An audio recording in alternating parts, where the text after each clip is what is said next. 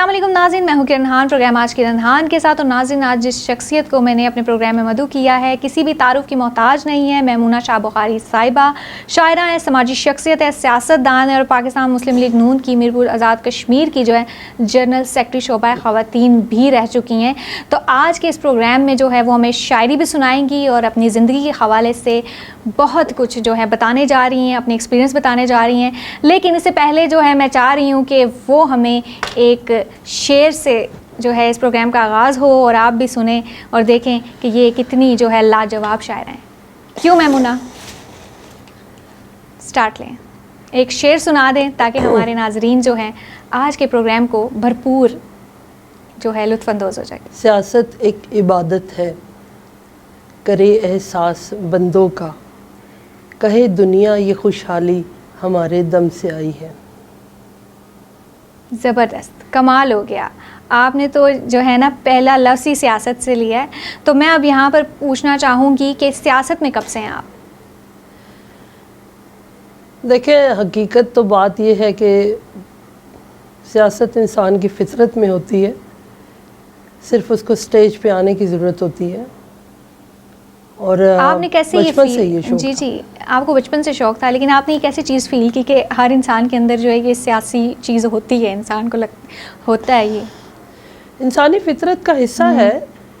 دیکھیں، حضرت امام غزالی کے مطابق سیاست جو ہے وہ بنیادی علوم میں ثانوی حیثیت رکھتا ہے. ہر انسان جو ہے بنیادی طور پہ اس میں کہیں نہ کہیں سیاست چھپی ہوتی ہے.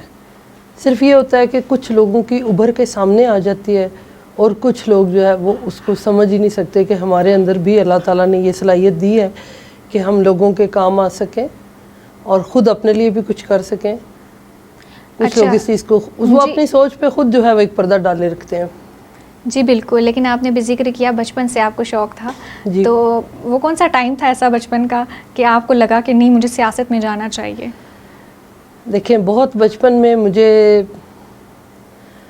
اللہ تعالیٰ کی کرم نوازی تھی کہ میں وہ بچی تھی اس وقت. جب اسکول میں گئی تو سب سے پہلے میں نے شوق سے کہا کہ میں نے جا کے جو ہے وہ قومی ترانہ پڑھنا ہے. اور میرا قد اس وقت اتنا چھوٹا تھا کہ وہاں ٹیبل رکھا، پھر جو اس کی ٹیبل کے اوپر چیئر رکھی، پھر مجھے کھڑا کیا گیا کہ آپ نے پڑھنا ہے. تو یہ میرا واقعہ مجھے تو شاید آنکھوں دیکھا یاد نہیں، لیکن میری چونکہ بڑی بہنیں بھی اسکول میں تھیں تو انہوں نے مجھے بتایا کہ بھئی آپ کو اتنا شوق تھا. پھر اس کے بعد کوئی پروگرام ہوتا تھا تو مجھے اسٹیج پہ جانے کا خود شوق تھا. میں جاتی تھی، چاہے کوئی ترانہ پڑھنا ہے، چاہے کچھ بھی کرنا ہے، یعنی کوئی تقریر وغیرہ بھی کرنی ہو. ہاں، تقریر وغیرہ بھی کرنی ہے تو اس کا خود شوق تھا. اس میں پہلا ہاتھ میرا کھڑا ہوتا تھا کہ میں نے جانا ہے. جی اچھا، تو ابھی سیاسی بیک گراؤنڈ کے حوالے سے کچھ جاننا چاہوں گی کہ آپ کے علاوہ جو آپ کی فیملی میں کون کون جو ہے سیاست سے منسلک ہے؟ نہیں، ابھی میری اپنی فیملی میں تو کوئی بھی سیاست سے اتنا منسلک نہیں ہے. ہاں، البتہ میرے سسرال سے ہیں کہ کشمیر سے سید علی گیلانی صاحب، وہ میرے شوہر کے جو ہیں وہ سگے پھوپھا ہیں. تو آپ میرا خیال ہے اتنا تعارف کافی ہے. بالکل ایسا ہی ہے. اور مسلم لیگ نون کی جو ہیں جنرل سیکرٹری آپ رہ چکی ہیں شعبہ خواتین کی، تو میں یہ پوچھنا چاہوں گی صرف مسلم لیگ نون ہی، اور بھی پارٹیز بھی تھیں، لیکن آپ نے صرف مسلم لیگ نون کو ہی کیوں چنا؟ اس کی کیا وجہ تھی؟ دیکھیں، سچی بات تو یہ ہے کہ کوئی بھی پارٹی جو ہے وہ جب انسان سیاست میں آتا ہے تو اس وقت اتنا اس کا شعور بیدار نہیں ہوتا کہ وہ ایک پارٹی کو سمجھ سکے. اس وقت ہماری جو گائیڈ لائن چل رہی ہوتی ہے، چاہے ہمارا کوئی ٹیچر ہے، کوئی دوست ہے، والدین میں سے کوئی ہے، وہ بتا رہے ہوتے ہیں کہ اس پارٹی نے یہ کیا، اس میں یہ اچھا ہے، یہ نہیں ہوا، یہ نہیں ہونا چاہیے تھا.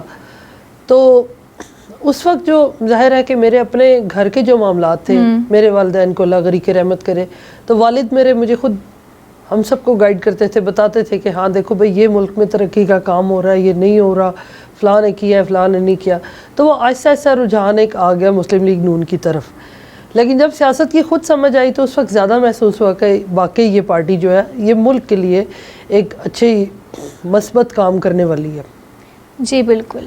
تو ابھی جو حالیہ سچویشن چل رہی ہے ملک کی، کیا آپ اس سے مطمئن ہیں؟ 100% تو دنیا کا کوئی ملک ایسا نہیں ہے جس میں کوئی پریشانی نہیں ہے. اگر غم نہ باشد نہ آدم باشد. تو جہاں تک ہمارے ملک کے حالات ہیں، آپ دیکھ لیں کہ اس وقت کیا حالات جا رہے ہیں. میں تو سچی بات یہ ہے کہ کشمیر کی چونکہ نمائندہ ہوں تو مجھے وہاں پہ حالات کچھ اس حالات ایسے نظر آ رہے ہیں کہ لوگ جو ہے وہ تھوڑے تھوڑے جو لوگ پاکستان کے ساتھ رہنا چاہتے ہیں اور جو نہیں رہنا چاہتے نا ان کے اختلافات بڑے کھل کے سامنے آتے جا رہے ہیں. کیونکہ لوگوں کا کہنا ایسا ہے کہ پیپلز پارٹی ہے اس کی جڑیں پاکستان میں ہے, مسلم لیگ نون ہے اس کی جڑیں پاکستان میں ہے, اسی طرح پی ٹی آئی ہے اس کی جڑیں پاکستان میں. تو موجودہ جو حالات ہیں اس میں وہاں پہ ایک طبقہ ایسا ہے, ایک مکتبہ فکر ایسا ہے جو چاہتے ہیں کہ کشمیر کو خود مختار بنا دیا جائے. ہمیں اچھی طرح پتہ ہے کہ کون سی قوتیں یہ چاہ رہی ہیں, لیکن ہمارے پاس فی الحال جو ہے وہ مشکل ہے اس چیز کو فیس کرنا. میں یہاں پر ایک چیز ایڈ کرنا چاہوں گی, وہ یہ کہ کیا آپ یہ نہیں سمجھتی کہ جو خود مختار کشمیر کو جو بھی طاقتیں چاہ رہی ہیں ایسا کرنا, تو یہ کوئی اچھی چیز نہیں ہے میرے خیال سے؟ کیا سمجھتی ہیں؟ بالکل بھی اچھی نہیں ہے. پاکستان کے ساتھ ہمارے مذہبی, ہمارے معاشی, ہمارے معاشرتی, ہمارے لسانی ایسے روابط ہیں کہ جن کا شہرک سے تعلق ہے ہمارا, یہ کبھی بھی الگ نہیں ہو سکتے. لیکن وہ جو شرپسند عناصر ہیں ان کو کنٹرول کرنا, اس کے لیے ہمارے پاس اس وقت حالات جو ہے وہ کافی مشکل ہوتے جا رہے ہیں. بالکل. اور الیکشن کے حوالے سے میں پوچھنا چاہوں گی, کیا آپ سمجھتی ہیں کہ الیکشن بر وقت ہو جائیں گے؟ کیونکہ جو سچویشن چل رہی ہے اس وقت پی ڈی ایم کی حکومت ہے. دیکھیں, جب تک تو الیکشن کمیشن کی طرف سے حلقہ بندیوں کا اعلان ابھی مکمل نہیں ہوا, اس پہ ابھی تک ہمارے سامنے وہ مکمل نہیں کی گئی, اور اس سے پہلے آپ کو مردم شماری کا بھی پتہ ہے.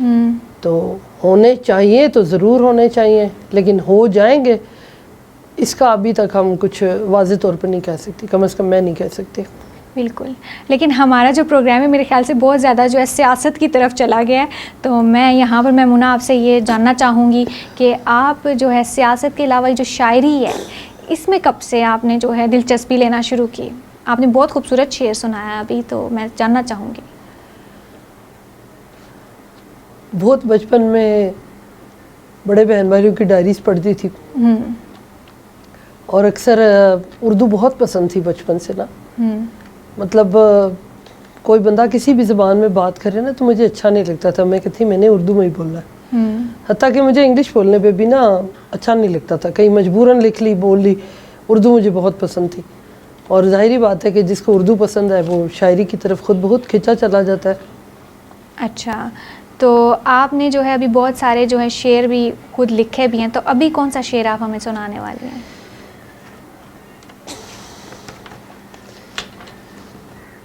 مجھے زندگی نے بہت گر سکھائے ہمیشہ, مجھے زندگی نے بہت گر سکھائے ہمیشہ, میرا دل سیانا مجھے رہ سجائے ہمیشہ, مجھے انتہا کی محبت ملی دوستوں سے, مجھے انتہا کی محبت ملی دوستوں سے, سبھی نے دل و جاں سے رشتے نبھائے ہمیشہ.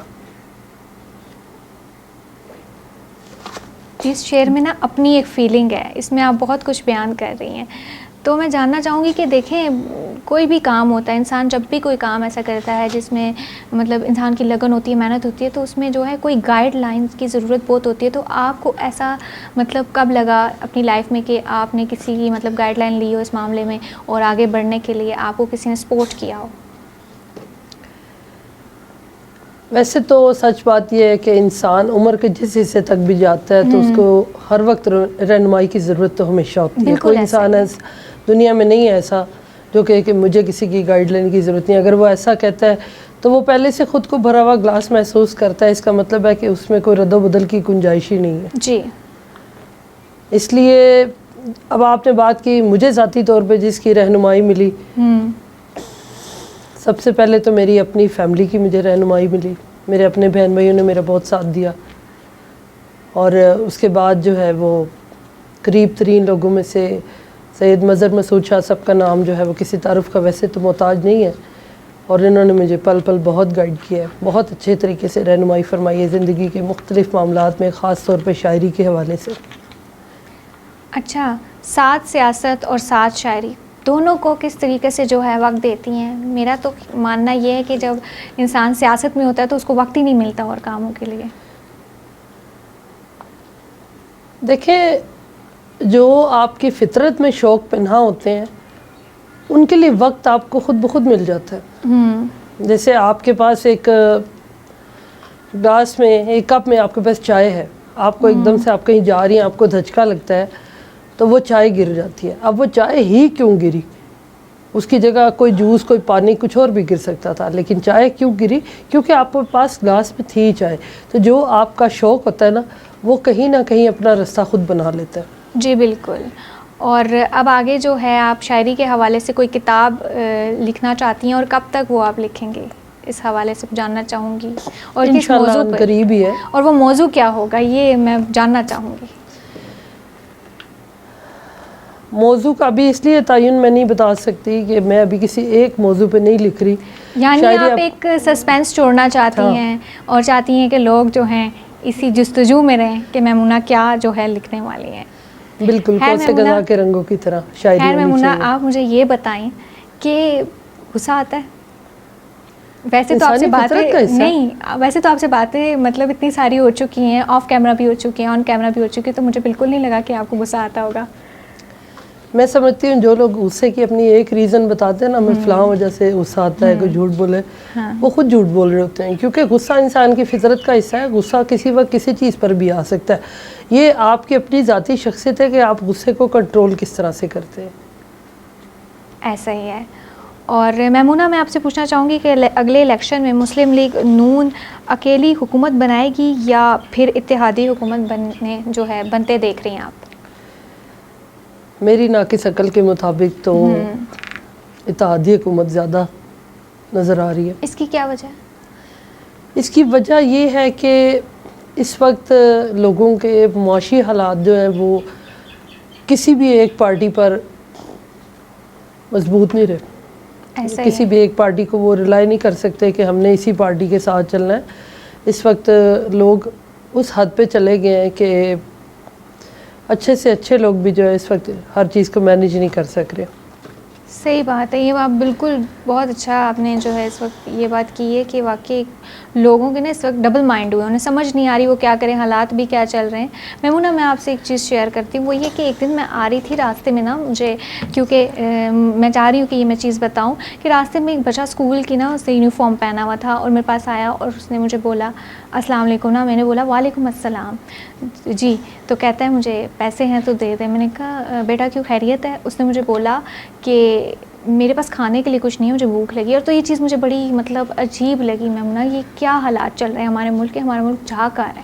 کیا سمجھتی ہیں کہ غریب جو عوام ہے وہ مزید جو ہے رول رہی ہے اس وقت؟ ویسے سیاسی جواب آپ چاہتی ہیں یا میں آپ کو اپنی ذاتی لحاظ سے بات کروں, کیا چاہیں گی آپ؟ میں ذاتی حوالے سے بھی پوچھنا چاہوں گی اور سیاسی حوالے سے بھی پوچھنا چاہوں گی. دیکھیں ذاتی طور پہ بات یہ ہے کہ ہم سب کے سب بشمول میرے اپنے ہم لوگ اپنے تمام چیزوں کے ذمہ داری جو ہے وہ سمجھتے ہیں کہ جب تک فلاں نے یہ نہیں کیا فلاں نے یہ نہیں کیا. حقیقت بات یہ ہے کہ ہم لوگوں نے اپنے مذہب کی بہت سی ایسی بنیادی چیزیں چھوڑ دی ہیں. آپ کو پتہ ہے کہ نماز فجر کے وقت جو ہے وہ رزق کی تقسیم کی جا رہی ہوتی ہے, اور ہمارے یہاں آپ دیکھ لیں کہ لوگ جو ہے آج بھی 12 بجے سوئے بھی اٹھتے ہیں. بہت سے گھروں میں ایسا ہی ہو رہا ہے. تو پھر ظاہری بات ہے کہ رزق دینا تو اللہ تعالیٰ نے ہے نا, کسی سیاستدان نے نہیں دینا. ایسا ہی ہے. تو وہاں سے ہم لوگ مذہب سے دور ہوتے جا رہے ہیں. یعنی آپ یہ کہنا چاہتے ہیں مطلب ہمارا توکل اللہ تعالیٰ پر جتنا مضبوط ہونا چاہیے اس سے کم ہوتا جا رہا ہے. ہم دنیاوی چیزوں پہ زیادہ توجہ دے رہے ہیں. ایسا ہی ہے. ویسے میمونہ یہاں میں آپ سے یہ پوچھنا چاہوں گی کہ کتنا ٹائم ہوا ہے آپ کو شاعری سے جو ہے منسلک, کتنا وقت آپ نے جو ہے شاعری میں گزارا ہے؟ شاعری تو میں اسکول لائف سے کر رہی ہوں,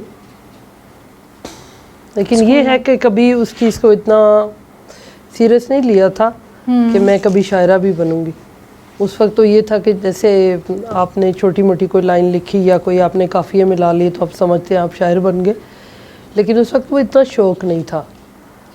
شوق سے مراد کہنے کا کہ میں نے اس چیز کے بارے میں یہ نہیں سوچا تھا کہ میں کبھی واقعی حقیقتاً کوئی اچھی شاعری کر سکوں گی.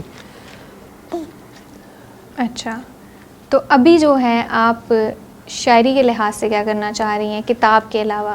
مزید کوئی ایسا مائنڈ میں شعر ہو جو آپ لکھنا چاہیں کسی چیز پہ؟ کیونکہ جو شاعر لوگ ہوتے ہیں ان کا یہ ہوتا ہے مائنڈ ہوتا ہے کہ وہ موسم پہ بھی شاعری کر رہے ہوتے ہیں, پودوں پہ بھی شاعری کر رہے ہوتے ہیں. تو آپ کو نا ان ساری چیزوں میں کیا چیز زیادہ اٹریکٹ کرتی ہے؟